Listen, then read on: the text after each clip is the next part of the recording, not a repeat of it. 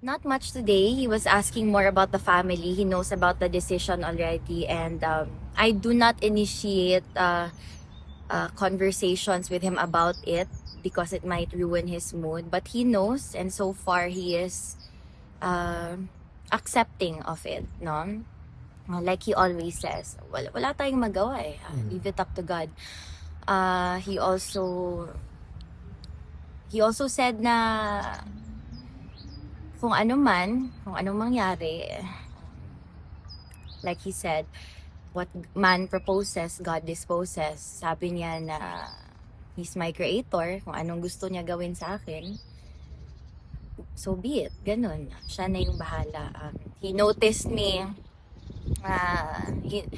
siguro further into the visit, he noticed me massaging yung dito ko. Kasi namamaga. Sabi niya, ano yan? Sabi ko, pastilan ka papa, ito talaga yung pamana mo sa akin, TMJ, yung dito, TMJ, ano pa yun, peptic ulcer, gastritis, migraine, hyperhidrosis. Tapos, sabi niya, meron pang isa. Sabi ko, patay, ano na naman to? Sabi niya, the name. Sabi ko, buti naman, akala ko bagong sakit. So, sabi niya lang, he has a message to all his descendants also, protect the name and work for the people.